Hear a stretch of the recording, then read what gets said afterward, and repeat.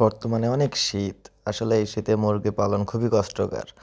আর litre যদি আমাদের সবসময় ঝরঝরা পরিষ্কার না থাকে তাহলে মুরগি অসুস্থ হবে বেশি এবং মারা যাওয়ার পরিমাণটাও বেশি থাকবে।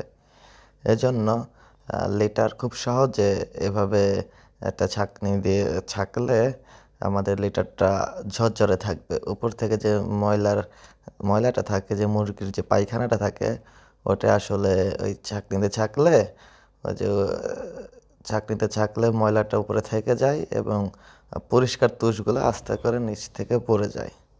এজন্য এভাবে করলে আমাদের মুরগি সুস্থ থাকবে। আর বর্তমানে যে ঠান্ডা পড়ছে, এই ঠান্ডায় যদি প্রতিনিয়ত যদি আমরা লিটারের দিকে নজর না দিই তাহলে মুরগির অসুস্থতার পরিমাণ বেড়ে যাবে এবং লসের পরিমাণ দ্বিগুণ হবে। এজন্য সবসময় আমাদের খেয়াল রাখা উচিত যে লিটারের অবস্থাটা কী। আসলে লিটার সবাই সাজেস্ট করে ধানের তুষ, এই তুষটাই দেওয়া বেটার। কারণ কাঠের গুঁড়িটা দেওয়া বিশেষ করে শীতকালে কাঠের গুঁড়িটা দেওয়া উচিত নয়। কারণ কাঠের গুঁড়িটা আসলে ভিজে বেশি এবং অপরিষ্কারও হয়ও বেশি। এই যে দেখছেন কীভাবে তুষটা নিয়ে একটা ছাঁকনিতে ছাঁকার পরে পরিষ্কার যে তুষটা থাকে ওটা কলম নিচে পড়ে যাচ্ছে। এভাবে করলে আসলে আমাদের লিটারটা ঝরঝরে থাকবে। আর এই শীতে ঝরঝরেটা থাকাটাই সবথেকে গুরুত্বপূর্ণ বেশি লিটারের। আর আপনি যতই যাই করুন, লিটার যদি খারাপ হয়ে যায়, যতই মেডিসিন খান, যতই ওষুধ খান, কাজ হবে না। মুরগি অসুস্থ থাকবেই, মুরগি মারা যাওয়ার পরিমাণও বেড়ে যাবে।